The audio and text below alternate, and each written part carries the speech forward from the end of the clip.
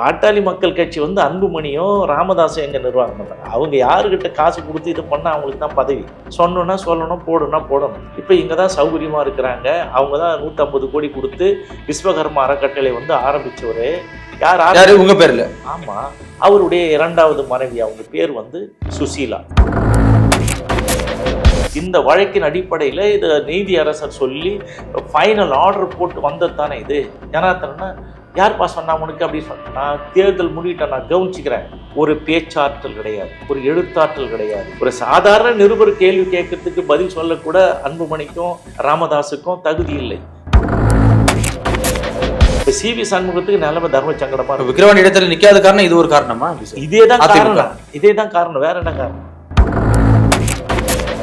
போகும்போது என்ன சொன்னா, தேசிய நலன் கருதி கூட்டணி, தேசிய நலன். இவன் திகார் ஜெயில அவங்க பையனை பூச்சி போட்டு போறாங்க தானே கூட்டணிக்கு போறாரு. வேற பச்சையா வேற என்ன சார்? வேற ஒண்ணுமே கிடையாது. அவங்க பையனை வந்து அவன் மேல வந்து கத்தி தோண்டிட்டு இவர் சமுதாயம் சார்ந்து எந்த காலத்திலும் எந்த கோரிக்கையும் அவர் வைத்ததில்லை. அதனாலதான் அவர் சொல்ல மாட்டார். நான் கூட கேட்கிறேன்ல, இந்த ஜாதிக்கு நீ என்ன பண்ணப்பா, நான் கேட்கிறேன். அன்கண்டிஷனல் அப்பாலஜி, நிபந்தனையற்ற மன்னிப்பு. நான் இதுக்கப்புறம் இந்த இதுல தலையிடவே மாட்டேன், எந்த காலத்திலையும் வரமாட்டேன்னு சொன்னவர் தான் போராளியா. நம்ம நாமக்கல் தங்கம் கேன்சர் சென்டர்ல ரோபோட்டிக் மூலமா அதிநவீன புற்றுநோய் அறுவை சிகிச்சை செய்யறதுனால நம்ம கிட்னியை இழக்க வேண்டியதில்லை, கிட்னியும் பாதுகாப்பா இருக்கும். தங்கம் ஹாஸ்பிட்டல், நாமக்கல். கிங் டிவி நேயர்களுக்கு வணக்கம். இன்றைய சிறப்பு நேர்காணலில் நாம் சந்திக்க இருப்பவர் வன்னியர் கூட்டமைப்பின் தலைவர் திரு CN ராமமூர்த்தி அவர்கள். சார் வணக்கம். வணக்கம். எப்படி சார் இருக்கீங்க? நல்லா இருக்கேன், நீங்க எப்படி இருக்கீங்க? நல்லா இருக்கு சார். 45 ஆண்டுகால சங்கத்தோட பணி, அதுக்கப்புறம் பாத்தீங்கன்னா 35 ஆண்டுகால அரசியல் பணி. ஆனா தமிழக மக்களே என்னை ஏத்துக்க தயங்குறாங்க அப்படின்னு ஒரு ஆதங்கத்தை பாட்டாளி மக்கள் கட்சி நிறுவன தலைவர் ராமதாஸ் அவர்கள் வச்சிருக்காங்க. இதை எப்படி சார் பாக்குறீங்க? இப்போ ராமதாஸ் வந்து சங்கத்துக்கு எப்போ வராரு நீங்க ஆச்சரியப்பட்டு போவீங்க. சங்கம் அவருக்கும் அதுக்கும் சம்பந்தம் இல்லை. சங்கத்தில் அவங்க பொண்ணு கல்யாணத்தும் போது பத்திரிக்கையில் அடிக்கும்போது அவர் நிறுவனர் அடிச்சுக்கிட்டு தான் 1986 நம்முடைய தீகா வீரமணி இருக்கிறாங்க ஆசிரியர், அவர் தலைமையில் தான் கல்யாணம். அந்த பொண்ணுக்கு 14 வயசு, 9வது படிக்கும்போது கல்யாணம் பண்ணி வச்சார் பாண்டிச்சேரியில். ஸோ இதுக்கு முன்னாடி நீங்கள் வருகின்ற பொழுது அவர் சொல்கிறார் இல்லையா, நான் 45 ஆண்டு காலம் சமுதாய பணி அப்படின்னு சொல்லிட்டு. இந்த 45 ஆண்டு கால சமுதாய பணியில் மூத்த தலைவர்களாக இந்த சமுதாயம் அறியப்பட்டவர்கள் அவர் என்ன செஞ்சார்? இப்போ வன்னியர் சமுதாயத்தினுடைய பெருந்தலைவர் அப்படின்னு சொன்னால் அது SS ராமசாமி படையாச்சியார். அந்த SS ராமசாமி படையாச்சார் தான் 1952 போட்டியிட்டு 19 MLAக்கள் 6 MPக்களை ஜெயிக்க வச்சவர். அவரை என்ன சொல்றீங்க, ரொம்ப கேவலப்படுத்தி இந்த சமுதாயத்தை வந்து கெடுத்து குட்டி சுவராக்கினவர் அப்படின்னு சொல்லிட்டு அவருக்கு என்ன பண்ணீங்க, ஒத்தக்கால் செருப்பு, ரோமம், சேலை, வளையல், இந்த மாதிரி பொருட்கள்லாம் அவங்க வீட்டுக்கு பார்சல் அனுப்ப சொல்லி அவரை அசிங்கப்படுத்தினார். எதுக்கு இப்படி அசிங்கப்படுத்தணும் சார்? அது இவர் வந்து அதோட ஒதுங்கிடுவாங்கல்ல. இவர் வந்துட்டாருன்னா, அதாவது சமுதாய பணிக்கு வர மாட்டாங்க, ஒதுங்கிடுவாங்க. சமுதாய பணி அவரும் வயதாது, அவர் MP-யா இருந்தவர், MLA இருந்தவர், பெரிய அவர் தான் வந்து இந்த ஓராசிரியர் பள்ளின்னு சொல்லுவாங்க, அதை கொண்டு வந்தவர். ஒவ்வொரு வாத்தியாரும் அந்த பிள்ளைங்க தான் இன்றைக்கி நிறைய படிச்சிருக்கிறாங்க. ஒவ்வொரு ஊர்லேயும் கோயிலில் இல்லை திண்ணையில் வச்சு ஓராசிரியர் பள்ளி வந்து கொண்டு வந்தார். காமராஜர்கிட்ட பேசி கொண்டு வந்தவர். மதிய உணவு திட்டத்தையும் அவர் தான் காரணம், அதெல்லாம் எழுதி கொடுத்து தான் அவர் வந்து செஞ்சார். அப்பேற்பட்டவரை இவ்வளவு தூரம் அவமானப்படுத்தி அவர் அசிங்கப்படுத்துறீங்க. இந்த சமுதாய தலைவர்களாக அறியப்பட்டவர் பெருந்தலைவர் அவர். அதற்கு அடுத்தது வந்து மாணிக்கவேலர். மாணிக்கவேலர் வந்து எப்படின்னு கேட்டிங்கன்னா, அவர் பிரிட்டிஷ் காலத்தில் 13 வருஷம் செக்ரட்டரியாக இருந்தவர். 12 ஆண்டு காலம் இவர் இதுவாக இருந்தவர், மேலவை உறுப்பினராக இருந்தார், MLAவாக இருந்தார், 10 ஆண்டு காலம் அமைச்சராக இருந்தவர். அவர் வந்து என்ன சொன்னீங்க, ஜாதி வித்துட்டான் அப்படின்னு சொல்லிட்டு அவர் சொன்னீங்க. அவர் என்னன்னா, அவர் வந்து மாணிக்கவேல் நாயக். அவர் வந்து மந்திரி சபையில் சேரும்போது நாயகர் எடுத்துகிட்டு மாணிக்கவேல்னு சொல்லிட்டு போர்டு வைப்பாங்கள்ல, அமைச்சர் போர்டு, அது வச்சதுனால ஜாதியை வித்துவிட்டான் அப்படின்னு சொல்லிட்டு அவரை அசிங்கப்படுத்தி இதெல்லாம் பண்ணிங்க. அவருக்கு வந்து 100ஆண்டு விழா ஜெயலலிதாலாம் கொண்டாடி அவரை சிறப்பித்தாங்க. அவர் வந்து ரொம்ப கரெக்டான பர்ஃபெக்ட் மேன். அவர் டைமுக்கு தான் பேசுவார், டைமுக்கு சாப்பிடுவார், டைமுக்கு இது பண்ணுவார். அப்பேற்பட்ட அவரை கூட நீங்கள் அசிங்கப்படுத்துறீங்க. இவர் வடார்காடு மாவட்டத்தை சேர்ந்தவர், அவர் தென்னார்காடு மாவட்டத்தை சேர்ந்தவர்.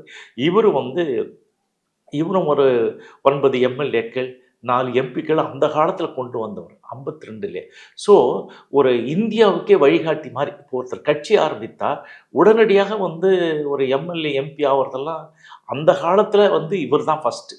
இவங்கள பார்த்து தான் என்டிஆர், எம்ஜிஆர், மற்ற எல்லாம் மம்தா பானர்ஜிலாம் வந்தவங்க. இது மாதிரி ஒரு தனியாக வந்து உடனடியாக கட்சி ஆரம்பித்து இது பண்ணது இல்லாமல் ஒரு கொயலிஷன் கவர்மெண்ட், ஒரு கூட்டணி மந்திரி சபைக்கும் வித்துட்டவங்க இவங்க தான். இவங்க முன்னோடிகளே இவளை கேவலப்படுத்துறாங்க. ஸோ அவரை அப்படி பண்ணீங்க, இவரை இப்படி பண்ணீங்க. ஸோ மூத்த தலைவர்களாக கண்டறியப்பட்ட இவர்கள் இந்த மாதிரி பண்ணீங்க. வாழப்பாடியார் அவர் வந்து மத்திய அமைச்சராக இருந்தவர், ஆமா, ஒரு கேபினட் மந்திரியாக இருந்தவர். அது இல்லாமல் அவர் வந்து Z+ பாதுகாப்பில் இருந்தவர். அவரை வந்து நீங்கள் அடிக்கிறீங்க. அவர் அடித்து 10 பேர் இந்தியாவிலேயே ஒரு ஆளை குண்டாஸில் போட்டது ஒரு ஆள் அடித்ததுக்காகனா அது வந்து வாழப்பாடியாரை தான். ஸோ இந்த சமுதாயத்தால் கண்டறியப்பட்ட மிகப்பெரிய தலைவர்களாக இருக்கின்ற இவர்களை என்ன பண்ணீங்க, இந்த மாதிரி வந்து அடியாட்களை வைத்து அவங்கள வந்து கொலைவெறியோடு அவர்களை தாக்கி நிலைகுலைய செய்து அதோடு அவங்களெல்லாம் ஒவ்வொருத்தராக இறந்து போயிட்டாங்க. இது வந்து இந்த சங்க காலத்தில் நீங்கள் சொன்னீங்களே 45 ஆண்டுகால சமுதாய பணியில் இந்த வேலையை தான் செஞ்சார். அப்புறம் எப்படி சார் ஒரு தலைவரை ஏற்றுக்கிட்டாங்க? இல்லை, அதுக்கு அடுத்தது இவர் யாரும் தலைவராக ஏற்றுக்கலையே. அப்புறம் வந்து 80களில் வந்து சங்கம் ஆரம்பிக்கும் போது இவர் ஒன்றும் நிறுவனர் கிடையாது. அதனுடைய தலைவராக இருந்தவர் யாருன்னா கோபால் நாயக்கர். செயலாளராக இருந்தவர் வந்து வன்னி அடிகளார். இவங்க தான் நடத்துகிறாங்க. இந்த மாதிரி அனாவடி பண்ணி வருகின்ற பொழுது என்ன நடக்குதுன்னு கேட்டிங்கன்னா, இவர் கூட இருந்து பண்ணாங்க இல்லைங்களா, இந்த சாலை மறியல், ஒரு நாள், இதெல்லாம் பண்ணதெல்லாம் யார்? எல்லாரும் பண்ணாங்க, தன்னெழுச்சியாக பண்ணாங்க, இவங்களுடைய ஆதரவோட பண்ணாங்க. இவர் வந்து இந்த சென்னை சிறைச்சாலையில் போட்டாங்க. நாங்கள்லாம் இது வந்து சேலம் ஜெயில், அது மாதிரி ஒவ்வொருத்தரும் ஒவ்வொரு இடத்துல பிரிஞ்சு போகும்போது இவர் முதல்ல பெயிலில் வந்து இந்த மாதிரி பேட்டி கொடுத்து இந்த மாதிரி நடந்ததே தவிர இவருக்கான இதெல்லாம் எதுவும் கிடையாது. இவர் வந்து சண்டே லீடர், ஞாயிற்றுக்கிழமை தான் வருவார். இவர் வந்து நாகரத்னன்றவர் துணைத் தலைவராக இருந்தார். அவர் ஆட்கோ இந்தியாவில் இருந்தார். அவர் என்ன பண்ணீங்க, அவர் வந்து என்ன பண்ணார், அவர் தான் அந்த பல விவகாரங்களை வெளியில் எடுத்து விட்டார். ராமதாஸை பற்றி வந்து இந்த சமுதாயத்துக்கு யூஸ் இல்லாத ஆள் அப்படின்னு சொல்லிட்டு, இந்த சமுதாயம் தப்பு, இவர் தப்பாக பேணுதுன்னு சொல்லிட்டு அவர் தான். ராமதாஸ் வந்து SC சர்டிஃபிகேட்டில் படித்தவர். ராமதாஸ் வந்து இந்த மாதிரி வந்து இவர் வந்து பூபதி என்ற இவர் வந்து கமிஷன் போட்டு, டாக்டர் கமிஷன் போட்டு, இவர் தப்பான சர்டிஃபிகேட்டில் படித்தது மட்டும் இல்லாமல் இதுக்கப்புறம் இவர் வந்து சஸ்பெண்ட் பண்ணிட்டாங்க. இவர் வந்து டாக்டராக ப்ராக்டிஸ் பண்ணக்கூடாதுன்னு சொல்லிட்டாங்க. ஸோ அதனால் வந்து அவர் வந்து ராமதாஸ் வந்து ப்ராக்டிஸ் பண்ண முடியாது. அதுக்கப்புறம் தான் இந்த மாதிரி வந்து இந்த சத்தியங்கத்தியெல்லாம் பண்ணி எல்லாரையும் ஒட்டு மொத்தமாக ஏமாத்துந்து அதை நம்பிட்டாங்க. ஸோ இப்போ அவரை வந்து இது பண்ணி கடைசி நேரத்தில் அவரை ரொம்ப டார்ச்சர் பண்ணி அவரை சாவடிச்சாங்க. இந்த மாதிரி இந்த சமுதாயத்துக்கு வேலை செய்த இவருக்கு அடுத்த நிலையில் இருந்த எல்லா தலைவர்களையும் ஒழிச்சு கட்டினார். ஸோ இந்த மாதிரி இவங்க வந்து நிறைய புழுவாங்க, அண்ட புழுகு எல்லாம் வந்து என்னன்னு கேட்டிங்கன்னா அவங்க குடும்பம் அதோடு நின்றுது. இப்போ அவன் மகனோடு நின்றுது. இப்போ வந்து பேரன் பேத்திகள் வரலும் வந்துடுச்சு, மருமகள் வரலும் வந்துட்டு. இப்போ பார்த்தீங்கன்னா இப்போ இருக்கிற இந்த இடைத்தேர்தலில் கூட ஒரு பெரிய பட்டாளமே போய் வேலை செய்யுது. ஸோ இந்த மாதிரி வந்து அவங்க கூட இருந்தவர்கள் வந்து கஷ்டப்பட்டு உழைச்சி இதுக்காக பாடுபட்டவங்கள்லாம் கண்ணெதிர்க்க கதற வந்து அவர்கள் அடித்து கொலை முயற்சி பண்ணிங்க. இல்லை, இவர் எப்படி சார் தலைவராக வந்தார்? 86 கல்யாணம்.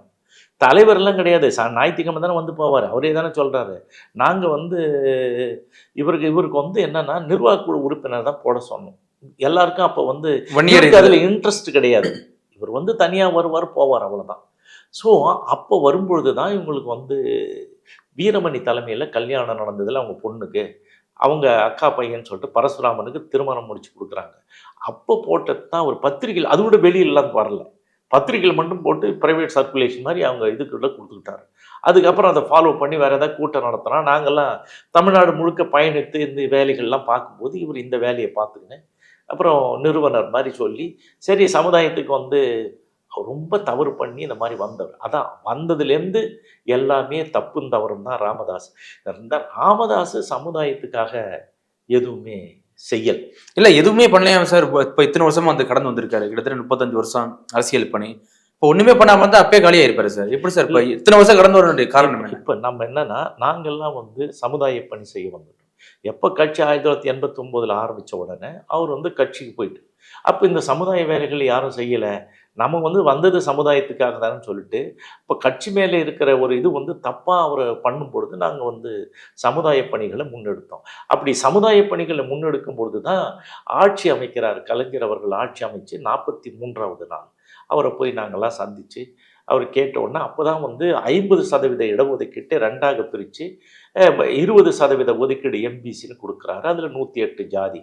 அதில் கையெழுத்து போட்டது நான் தான். அதே முதல்வர் மற்றவங்க எல்லாம் வெட்ட வெளிச்சமாக சொன்னாங்க, கடிதம் கொடுத்துருக்காங்க. ஸோ அந்த ஆவணங்கள்லாம் இருக்குது. ஸோ அப்படி கொடுக்கப்பட்ட அந்த 20% ஒதுக்கீட்டில் அப்போவே அவர் சொன்னார். என்ன சொன்னாருன்னு கேட்டிங்கன்னா, நாங்கள் வந்து ஒரு கனி கொடுத்துருக்கேன், அது புளிச்சா மாற்றித்தரேன் அப்படின்னு சொன்னார் கலைஞர். ஆமாம். அப்போ வந்து 108 ஜாதி இருந்தது. அதுக்கப்புறம் 8 ஜாதி சேர்த்து 116 ஜாதி. ஆனால் 116 ஜாதி வரும்போது எங்களுக்கு கிடைப்பது குறைவாக போனது. அதனால தான் நானே அவர் வந்து 2007 கலைஞர் தான் இடஒதுக்கீடு வழக்கு. அந்த சிறைச்சாலைக்கு போன வந்தவங்களையும் கண்டுக்கல. 2வது வந்து 2 லட்சம் வழக்குகள் தமிழ்நாடு முழுக்க விடுதலை செய்ய வச்சதுன்னா கலைஞரை கேட்டு யாராவது ஒருத்தர் கேட்கணும்ல, அது ஒத்துக்கணும்ல. அடுத்தது கேட்டிங்கன்னா அவங்க செத்து போனவங்களுக்குலாம் நிதி. அந்த செத்து போனவர்களுக்கு நிதி வந்து இப்போ 1500 இன்றைக்கு 3000 வாங்கியிருக்காங்க. யார் வாங்கி கொடுத்து என்னைக்காவது ராமதாஸ் பேசியிருக்காரு? இதுவரை நான் கேட்டேன், இல்லை நான் வாங்கி கொடுத்தேன், இல்லை இது விஷயமா ராமதாஸ் போய் இவர் கலைஞரை பார்த்தேன். அவன் பையனுக்கு மந்திரிக்கு அது மாதிரி தான், அவன் பையனுக்காக தான் போவார். அதுக்கு அடுத்தது வந்து என்னன்னு கேட்டிங்கன்னா, இப்போ கூட சமீபத்தில் வந்து 110 விதியின் கீழே வந்து அந்த மணிமண்டபம் 25 பேர் கட்டணும், அதுக்கு வந்து அந்தந்த குடும்பங்கள் ஒருவருக்கு வேலை தர வேண்டும் என்றெல்லாம் சொல்லி போட்டிருக்காங்க. இதுக்கு நான் தானே காரணம். இவர் சமுதாயம் சார்ந்து எந்த காலத்திலும் எந்த கோரிக்கையும் அவர் வைத்ததில்லை. அதனால தான் அவர் சொல்ல மாட்டார். நான் கூட கேட்குறேன்ல, இந்த ஜாதிக்கு நீ என்ன பண்ணப்பா நான் கேட்குறேன். இதெல்லாம் நான் தானே பண்ணேன். இந்த மக்கள் கொண்டாடவில்லை என்பது வேறு. ஏன்னா இந்த மக்கள் வந்து அவர் விட்டா தானே. இப்போ எங்கே இருந்தாலும் ஒவ்வொரு ஏரியாவில் நான் சொன்ன மாதிரி ஒரு கூலிப்படை வச்சிருக்கிறேன். கூலிப்படை, இந்த கூலிப்படையை வச்சு தான் அவர் வந்து இதுவரையும் பண்ணிட்டு இருக்கார். எந்த பிரச்சனையானாலும் அணுகுதா இருந்தாலும் கூலிப்படை வச்சு யாராவது ஒருத்தர் பேசினா அவர் அடிக்க ஆள் அனுப்பிடுவார்.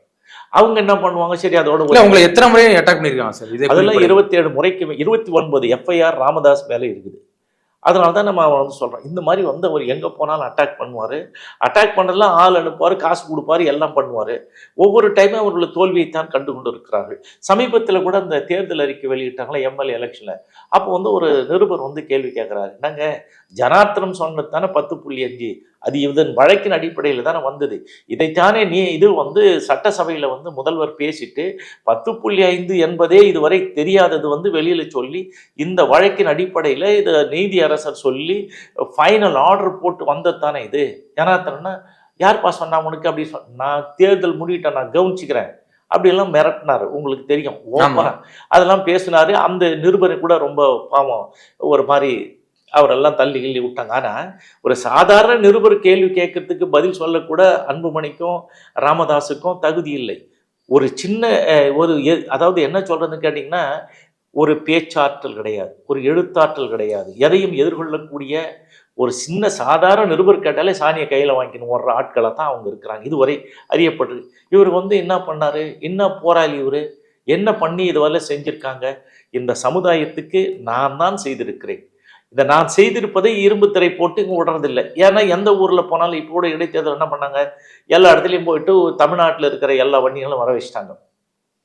ஏற்கனவே வேலை வெட்டி இல்லாமல் ஊர் வம்பில் இழுத்து எல்லாம் வழக்கில் வம்பில் மாட்டிக்கிட்டு வேறு எங்கேயும் வேலைக்கு போக முடியாதவங்களாம் இருக்கிறாங்க.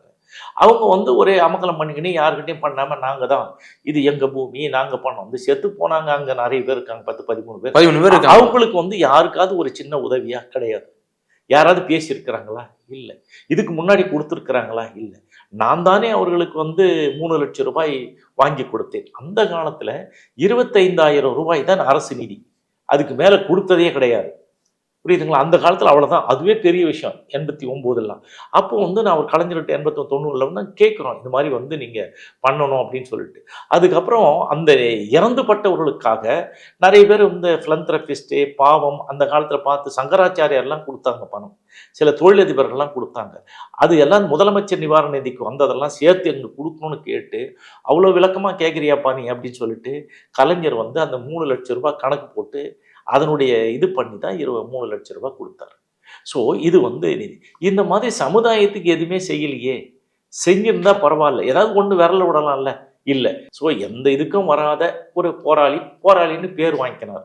எப்படி போராளி பேர் வாங்கினார்னா, இவர் போராளித்தன்மையை வந்து நீங்கள் கேட்டிங்கன்னா சிரிப்பீங்க. பிடிலி செங்கல்வராயன் அறக்கட்டளை. அந்த பிடிலி செங்கல்வராயன் அறக்கட்டளை வந்து நீதியரசர் தங்கவேல் என்றவர் தான் தங்கமணி அண்ணன். அவருடைய கீழே அது இயங்கி வந்தது. அவர் வந்து உயர்நீதிமன்ற நீதிபதியாக இருந்தார். அவர் வந்து அவர்கிட்ட கொடுத்து இதை பரிபாலனம் பண்ண சொல்லியிருந்தாங்க. அப்படி அவர் பரிபாலனம் பண்ணும்போது இவங்கெல்லாம் அந்த காடுவெட்டி குரு, ஜி.கே. மணி இவங்கெல்லாம் என்ன பண்ணுறாங்க, அங்கே போயிட்டு 57 பேர் அவர் வரும்பொழுது அவர் மேலே கல்லை எறிஞ்சு அவரை வந்து பயமுறுத்தி வேலை செய்ய விடாமல் பண்ணிவிட்டு அவர் கலால் அழிச்சிட்டாங்க. அவர் காருகரெல்லாம் உள்ளே போயிட்டு வெளியே வர முடியாத அளவுக்கு. அவர் நேராக போய் வீட்டுக்கு இதுக்கு போயிட்டு ஹைகோர்ட்டில் ராஜினாமா பண்ணிட்டார். எனக்கு இந்த பதவி வேண்டாம், நான் வரல அப்படின்னு. அவர் ராஜினாமா பண்ண உடனே ஹைகோர்ட்டே சுமோட்டோவாக எடுக்குது அந்த கேஸை. தானாக முன் வந்து அந்த கேஸை எடுத்து அது சம்மந்தப்பட்ட 57 பேருக்கு மேலே வந்து எஃப்ஐஆர் போடுது. அந்த எஃப்ஐஆரில் ஃபர்ஸ்ட் A1 அக்யூஸ்டு ராம்தாஸ், மீதி பேர் எல்லாம் இருக்கிறாங்க 56 பேர். அது எஃப்ஐஆர் போட்டது இல்லாமல் அவன் என்ன பண்ணிட்டாங்க, ஒவ்வொருத்தரும் 2 லட்சம் ரூபாய் ரொக்க ஜாமீன், 2 பேர் வந்து நபர் ஜாமீன் கொடுத்தா தான் உங்களுக்கு வந்து பெயிலில் வர முடியும்னு சொல்லிட்டு போட்டாங்க. ஸோ எல்லாருக்கும் பணம் கட்டினாங்க. ஆனால் பணம் கட்டி 1,14,00,000 கட்டினாங்க. 114 பேர் இதெல்லாம் கொடுத்தாங்க. ராமதாஸ் மட்டும் உடனே நேராக ஹைகோர்ட்டுக்கு போய் அன்கண்டிஷனல் அப்பாலஜி, நிபந்தனையற்ற மன்னிப்பு, நான் இதுக்கப்புறம் இந்த இதில் தலையிடவே மாட்டேன், எந்த காலத்திலையும் வரமாட்டேன்னு சொன்னவர் தான் போராளியா. நான் பெரிய மூத்த தலைவர்களும் சொன்னேன், இவங்க கூடவே இருந்து இவன் தான் ராமதாஸ்னு ஊர் உலகத்துக்கு அறிமுகப்படுத்தின தலைவர்களும் இன்றைக்கு இந்த கதியில் இருக்கிறாங்க. ஸோ இவங்கெல்லாம் நடுத்தரு நாராயணன் தான் இருக்கிறாங்க. இதுக்காக உழைச்சவங்க எல்லாம் இளமையெல்லாம் போச்சு, எல்லாம் போச்சு. இப்போ வந்து என்ன பண்ணுறாரு, திரும்ப வந்து நான் 36 வருஷமாக கட்சி நடத்துகிறேன், உன் பின்னாடி அவன் வருவான். சரி, நீ உன் பின்னாடி வரணும்னா அந்த மக்களுக்கு பின்னாடி இருந்து நீ வேலை செய்ய, உன் பின்னாடி ஏன் வரணும்னு நினைக்கிறேன். மக்கள் நலன் தானே முன்னேற்றம்னா மக்களுக்கு பின்னாடி இருந்து வேலை செய்ய. மக்கள்கிட்ட பிரச்சனைகள்னா என்ன பண்ணணும், மக்கள்கிட்ட போகணும், மக்களிடம் செல்ல வேண்டும், மக்கள் வந்து என்ன சொல்றாங்கன்னு கேட்கணும், மக்கள் பிரச்சனை தீர்த்துவதற்காக வெளியில வந்து அதுக்காக நின்று செயல்படணும், நிக்கணும், செயல்படணும், சொல்லணும். இது எதுவுமே இல்லையா? எந்த போராட்டம் பண்ணேன் சார். இப்போ இன்னைக்கு கூட ஒரு மின்கட்டண உயிர் எடுத்து போராட்டம் பண்ணிட்டு இருக்காங்க. அதெல்லாம் பாருங்க, ஒன்றும் பிரச்சனையே இல்லை. இப்போ ராமதாஸுக்கு வந்து எழுதப்படி நான் தான் சொல்கிறேன், ராமதாஸ் அறிவாற்றலோ பேச்சாற்றலோ எழுத்தாற்றலோ சிந்தனை எதுவும் கிடையாது. சும்மா வந்து இந்த மக்கள் தன்னெழுச்சியாக வந்து அதை வந்து வச்சுக்கிட்டு இது ஒரு பெரிய பூதாகரமாக, நான் பாரு 7 நாள் சாலை வேலை, இதை மரம் வெட்டி போட, இதை போட்டேன்னு ஊரை ஏமாத்தின்னு இருக்க மாதிரி தவிர அவரால் என்ன பண்ண முடியும்? ஒன்றும் பண்ண. இந்த வயசில் வந்து நான் வந்து போராடுவேன், நான் போராட்டம் பண்ண மாதிரி நீ என்ன பண்ண? 7 நாள் சாலை மேலே நேராக போய் பாண்டிச்சேரி தங்கம் ஒயின்ஸ் கெஸ்ட் ஹவுஸில் போய் படுத்துக்கினேன். அந்த தீரன்ற ராஜேந்திரன் நேராக ஜிப்மரில் போய் படுத்துக்கிட்டான். எல்லாம் முடிஞ்சு வந்த பிறகு தானே பெரிய வேஷம் கட்டுறீங்க. நீங்கள் எங்கே என்ன போராடி என்ன வந்தீங்க? இந்த புழுகுண்டு போராளிகள் எல்லாம் வந்து நம்ம பார்த்து தான் ஆகணும். எல்லாரையும் பேசுவேன், அப்புறம் தப்பாக பேசுவேன். கலைஞரை பேசாத பேச்சா? அப்புறம் அவரை இது பண்ணுவார், என் கோவணத்தை உருவத்துக்கு முன்னாடி ஓடி விட்டான் அப்படின்னு. கலைஞர் என்ன சொல்கிறாரு, போக்கிடமற்றவர்கள் அனாமதேய பேர் வழிகள்னு அவருக்கும் சொல்லி தான் வழி அனுப்புனார். அவங்க பையனுக்கு யார்கிட்ட, இவர்கிட்ட போய் தானே வந்து மந்திரி ஆகிற, மத்திய மந்திரி இல்லைன்னா என்ன, எப்படி வாய்ப்பு? அவரு வந்து அவருடைய மக்கள் வந்து இவர் வந்து வெறுக்கிறதுக்கு காரணமே சரியான கூட்டணி இல்லை, இப்போ பார்த்தாலும் மாற்றி கூட்டணியை மாற்றி அமைக்கிறாரு அப்படிங்கிற ஒரு விமர்சனம் இருக்குது சார். அதனாலதான் அவர் வந்து யாரும் மக்கள் விரும்பலையா இப்படி சார்? இல்லை, மக்கள் விரும்பலை. உண்மையை உள்ளபடியே இது நாள் வரலாம் ஜெயிச்சது கூட்டணியில தானே ஜெயிச்சுன்னு வராங்க. இவங்களுக்கு ஏது மக்கள் இது? சரி, இப்போ அவங்க வாங்குற ஓட்டுலாம் கூட்டணி தானே, இவங்களுக்கு என்ன இருக்குது? சரி, அதை விடுங்க சார். இப்போ வந்து இந்த வன்னியர் அறக்கட்டளையை வந்து இப்போ ராமதாஸ் அறக்கட்டளையை மாத்திட்டாரு அப்படிங்கிற ஒரு கூட்டத்தில் வச்சிங்க, அது எப்படி சார்? இப்போ ராமதாஸ் வந்து என்ன பண்ணாருன்னா, அவர் வந்து முதல்ல வந்து வன்னியர் கல்வி அறக்கட்டளை அப்படின்றத வந்து இதுதான் நோட்டீஸ் 2003. அது ஒரு கல்வி கோயிலாக இருக்கும், உலகத்தில் இருக்கிற எல்லா வன்னியர்களுக்கும் இது சொந்தம் அப்படின்னு சொல்லிட்டு எல்லார்கிட்டையும் வசூல் பண்ணுறாரு. வசூல் பண்ணி ஒட்டுமொத்த வன்னிய சமுதாய மக்களோட உலகத்தில் இருக்கிற எல்லா வன்னியரும் கொடுத்தாங்க. காசு கொடுக்க முடியாதவங்க செங்கல் கொடுங்க, அங்கே வந்து வேலை செஞ்சுட்டு போங்க, பணம் கொடுங்க, சிமெண்ட் கொடுங்க, கம்பி கொடுங்க, என்னென்ன இருக்குதோ வசதியாக கொடுங்கன்னா உலகத்தில் இருக்க எல்லா வன்னியரும் அதை கொடுத்தாங்க. அதை கொடுத்துட்டு வாங்கி வன்னியர் கல்வி அறக்கட்டளை வந்து என்ன பண்ணுறாரு, அதுக்கப்புறம் மாற்றிக்கிறார். வன்னியர் கல்வி அறக்கட்டளைன்றது ராமதாஸ் கல்வி அறக்கட்டளையாக மாற்றிக்கிறார். ஸோ கட்டு சோத்துல எச்சம் மூஞ்சிட்டு எல்லா சோறும் எனக்குன்ற மாதிரி ஊர் உலகத்தில் இருக்கிறவங்கலாம் கொடுத்த காசை பண்ணிட்டார். அதோடு நில்லாங்க, இன்னொன்று இது பொது சொத்து வாரியம் வந்து என்னால் ஏற்படுத்தப்பட்டது. 44வது சட்டம் 240 அறக்கட்டளையில் ஒருங்கிணைத்து 200 லட்சம் கோடி ஒன்றாக வைத்து செய்யப்பட்ட அந்த பொது சொத்து அறக்கட்டளையில் 5 IAS ஆஃபீஸருங்க வந்து அது மேனேஜ் பண்ணுறாங்க, பரிபாலனம் பண்ணுறாங்க. ஸோ அந்த மாதிரி உள்ள அந்த சொத்தில் கூட கொடுக்க மாட்டேன், இது என்னுடைய சொந்த பணத்தில் உள்ளது, இது என்னுடைய அறக்கட்டளை, இதில் எதுக்கும் சம்பந்தம் கிடையாது அப்படின்னு சொல்லிட்டு ரைட் டு இன்ஃபர்மேஷனில் ராமதாஸ் கொடுத்தது இருக்குது. ஸோ இந்த மாதிரி அயோக்கியத்தனம் பண்ணி எடுத்ததே மக்களுக்கு தெரியல. முதல்ல யோகியவான் இருக்குல்ல, பெரிய பெரிய நாங்கள் வந்து இவன் ஏமாத்துறான் அவன் ஏமாத்துறான் எங்கள் சமுதாயத்தை போச்சுன்னு சொல்லிட்டு நீ ஏன் வந்து இதை வந்து வான் பேரில் மாற்றினது மட்டும் இல்லாமல் அது வந்து நீ எழுதி எடுத்துக்கிட்டு ஏன் ஒப்படைக்காமல் இருக்கிற? நீ முதல்ல வந்து ஒப்படைச்சதானே மற்றவங்களும் ஒப்படைப்பாங்க, மற்றதெல்லாம் எடுத்துக்கிட்டு இருக்காங்க. இந்த அரசு வேடிக்கை பார்த்து கொண்டு இருக்கிறது. இதை வந்து ஒரு தீவிர முயற்சி எடுக்கல. ஸோ இந்த மாதிரி வந்து நீங்க அவருக்கு எதிராக ஏதாவது மனு கொடுத்துருக்கீங்களா? அல்ல, மனு இல்லை, அறக்கட்டளையே நான் தானே ஏற்படுத்தினேன். அறக்கட்டளை இதெல்லாம் எப்படி வந்தது? என்னால் தானே வந்தது. வெளியே இவன் ஏமாற்றி பேரை மாத்துறான்றதெல்லாம் நான் தானே வெளியே கொண்டு வரேன். ஸோ இந்த மாதிரி வந்து நம்ம வந்து செஞ்சிட்ருக்கோம். இது இன்னும் கொஞ்ச நாள் இந்த ஆட்சி மாறினாலோ இல்லை ஒரு இன்னும் வேறு வகையான கேஸுகளை போட்டு தான் நான் பண்ணியிருக்கிறேன். அதுக்கான ஏற்பாடு நடந்து கொண்டு இருக்குது. அது வந்து அது ஆட்டோமேட்டிக்காக ஒப்படைப்பாங்க. அதில் இருக்கிறவங்க என்ன சொல்கிறாங்க, ராமதாஸ் கூட சுற்றிட்டு இருக்கேன் ஒன்றும் இல்லாத நிறைய பேர் இருக்காங்க இல்லையா, அவங்களாம் அவர் உயிரோடு இருக்கிறவங்களும் விட்டுடுங்க, அவர் செத்து போன பிறகு எடுத்துங்க அப்படின்னு. செத்து போன பிறகு எடுத்துக்கணும்னா உயிரோடு இருக்கும்போது எடுத்துக்கணும். அந்த பொதுமக்கள்கிட்ட இருந்து வாங்கினது பொதுமக்களுக்கு தானே போய் சார். ஆமாம். ஸோ இந்த வன்னிய மக்கள்லேருந்து செத்து போன தியாகிகளுக்கு இலவசமாக ஒரு சீட்டு கொடுத்து படிக்க வச்சாரா? கிடையாதா? ஒன்றும் கிடையாது. யாரோ ஒரு ஆளை சொல்லுங்க, 25 பேர் செத்து போனாங்க, இவங்களெல்லாம் மத்திய மந்திரியாலாம் இருந்தாங்க, யாராவது ஒரு ஆள் இவங்களுக்கு வந்து ஹெல்ப் பண்ணாங்களா? பண்ணலையே. ஸோ இந்த மாதிரி பணம் கேட்குறதும் அவங்கள மிரட்டுறதும் வேலையாக வச்சுருக்கான். எம்எல்ஏ லெவலில் வர்றவங்களே அப்படி இருக்கா. இப்போ எல்லாரும் 5 பேரும் போய் காலில் வந்து கும்பிட்றாங்க. காலில் வந்து எப்படியாவது அந்த இப்போ இது வந்து 10.5 சரி பண்ணி கொடுங்க அப்படி இப்படின்னு. 10.5க்கு யார்? அப்போ நான் தானே வந்து வழக்கு போட்டு நம்மளால தான் வந்தது. இன்றைக்கு 10.5 பேசுறதுக்கு இந்த ஈனப்பிறவிகள் இழிப்பிறவிகளுக்கு வாய் கூச வேண்டாம்? கூச்ச நாச்சமற்றவர்கள் பேசுகிறேன். யாரால வந்தது? நீ வந்து என்னால் வந்ததுன்னு தானே மக்கள்கிட்ட இன்னும் சொல்லின்னு இருக்க, ஏமாத்துற. இது ஏதாவது சொன்னால் மீடியாக்கள் வந்து வெளிப்படுத்துறது இல்லை. வெளிப்படுத்தினா அவங்கள வந்து ரொம்ப பிரச்சனை பண்ணுறீங்க. ஸோ இந்த மாதிரி இருக்குது. இது ஒரு பக்கம் இருந்தாலும் இப்போ ராமதாஸுக்கு வந்து நான் ஆரம்பத்தில் சொன்னேன், இந்த அறக்கட்டளை மாதிரி ராமதாஸ் அவங்க கிளினிக் அப்போல்லாம் ஓட்டு இதில் இருந்ததுங்க. அப்போ இருக்கும்போது சுசீலா அப்படின்னு சொல்லிட்டு ஒரு பொண்ணு அவர் வேலைக்கு வைக்கிறார். அந்த சுசீலா யாருன்னா அவங்க அம்மா வந்து பூர்ணிமா. அந்த அம்மா வந்து இட்லி சுட்டு விற்பாங்க அதே திண்டிவனத்தில்.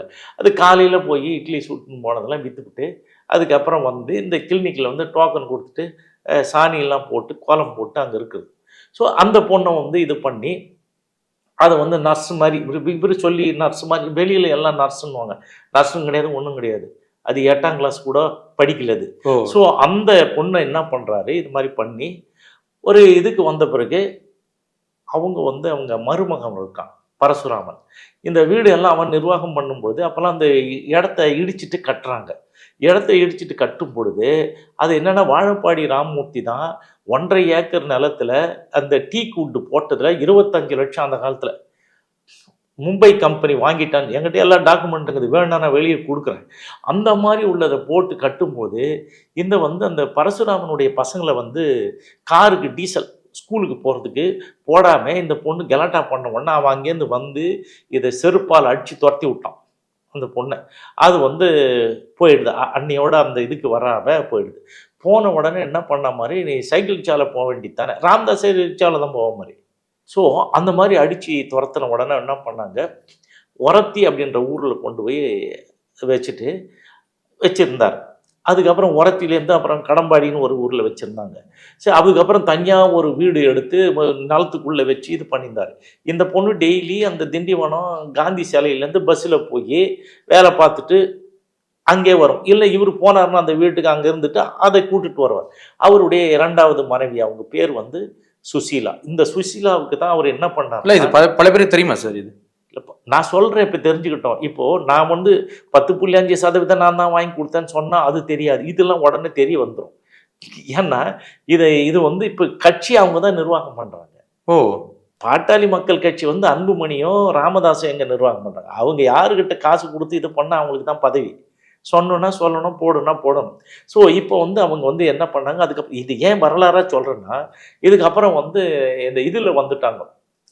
இந்த தொழுப்பேடுன்னு ஒரு ஊருக்கு அங்கங்கே இந்த நவுந்து வந்து தொழுப்பேடுக்கு வந்து தொழுப்பேடுலேருந்து அதுக்கப்புறம் இது பண்ண பாய்சன் கேஸில் மாட்டி இது வந்து பிடிச்சி அப்புறம் வந்து ஜெயிலுக்கு போடும்போது காப்பாற்றி அப்படி இப்படி கொண்டு வந்து இங்கே மெட்ராஸ் கொண்டு வந்தாங்க. மெட்ராஸ் கொண்டு வந்து இந்த லயோலா காலேஜ் பக்கத்தில் அப்புறம் பழனின்னு ஒரு டாக்டர், இந்த பிரெயின் ஸ்பெஷலிஸ்ட்டு, அவர் வீட்டு மாடியில் வச்சுருந்து 2-3 இதெல்லாம் எடுத்து வச்சுருந்து இங்கேருந்து வச்சுருந்தார். அதுக்கப்புறம் இங்கேருந்து என்ன பண்ணாங்க, பார்த்தசாரதி வெஸ்ட் மாம்பலம் பார்த்தசாரதி தெருவில் அங்கே வச்சு ஐயருங்கெல்லாம் தலையிலே வச்சுப்பானுங்க, போனது வந்தது. அப்படி கொண்டு போய் அசோக் நகர் போய் இப்போ வந்து செட்டிலாக இருக்குது. எங்கன்னு கேட்டிங்கன்னா நம்ம துரைமுருகன் வீட்டுக்கு பின்னாடி அவருடைய பாதுகாப்பில் அவங்க இருக்கிறாங்க. ஸோ அவங்க இருக்கட்டும். ஸோ அவங்களுக்கு வந்து இப்பவும் தொடர்பில் இருக்காங்களா எப்படி சார்? அவர் தானே எல்லாம் பார்த்துக்கிறாரு. அவர் தானே வந்து ஹாஸ்பிட்டல் கூட்டிட்டு போகிறார் ராமதாஸ். வேறு யாரு? அதை தான் நான் சொல்ல வந்தேன். இந்த மாதிரி ஜெயிலில் கிடந்தவன் கஷ்டப்பட்டவன் ராமதாஸ் எந்த காலத்துலையும் போய் பார்த்ததில்ல. ஆனால் இந்த இந்த 2வது மனைவிக்காக அவர் மெனக்கெட்டு அங்கேருந்து வராரு. வந்து அவர் தான் கூட்டின்னு போகிறாரு, அப்போலோ ஹாஸ்பிட்டல் கூட்டின்னு போகிறாரு. அவருக்கு வைத்தியம் பார்க்குற டாக்டர் வந்து மணிகண்டன். அவருடைய மெடிக்கல் ரிப்போர்ட்லேருந்து எல்லாம் இருக்குது. இவனுக்கு 2 தடவை பைபாஸ் பண்ணாங்க, அந்த அவங்களுக்கும் பைபாஸ் பண்ணியிருக்கிறாங்க. இப்போ இங்கே தான் சௌகரியமாக இருக்கிறாங்க. அவங்க தான் 150 கோடி கொடுத்து விஸ்வகர்மா அறக்கட்டளை வந்து ஆரம்பிச்சவர். யாரு உங்க பேர்ல? ஆமாம், அவங்க பேரில் ஆரம்பித்து அவங்கள தான் நிர்வாகி.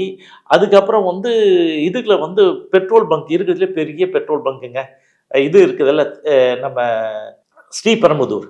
அதுக்கு இந்த இவர் இருக்கிற ராஜீவ்காந்தியினுடைய நினைவுகள் இதுக்கு ஏற்ற மாதிரி இந்தியன் ஆயில் கார்பரேஷனில் இருக்குது. அவங்களுக்கு தான் பூர்ணிமா பெட்ரோல் பங்க்குன்னு.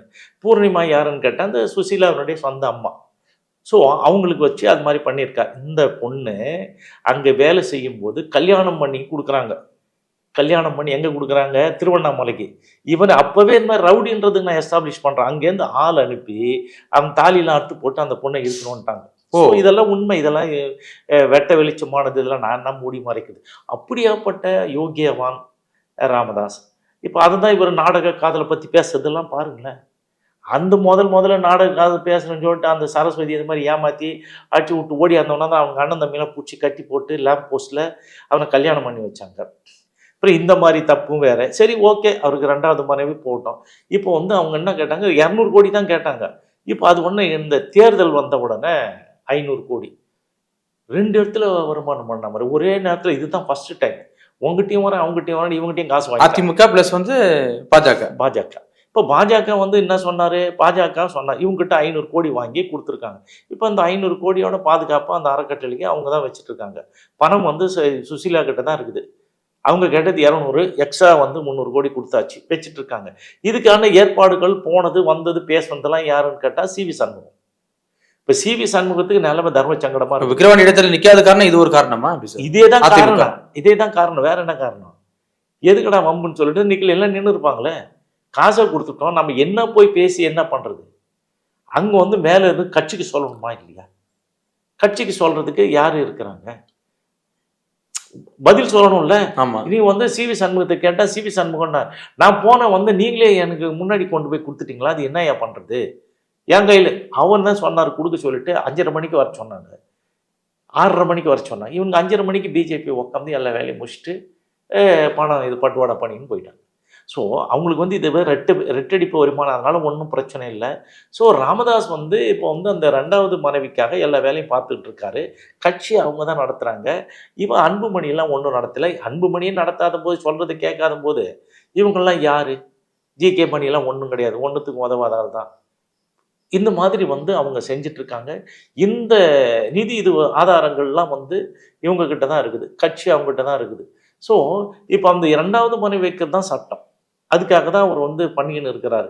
அவர் சொல்கிறாரு இது நீங்கள் போகணுன்னா அவங்க கட்சி அவங்க பேர்ல தான் இருக்கு. அப்படி சார் கட்சி வந்து யார் இல்லை, கட்சி வந்து டோட்டலாக பதிவு பண்ணது அதில் இல்லை. கட்சி நிர்வாகம் பண்ணுறது இவங்க தான். இவங்க ஏதாவது ஒரு பதவி வேணும்னா இவங்ககிட்ட தான் வரணும்.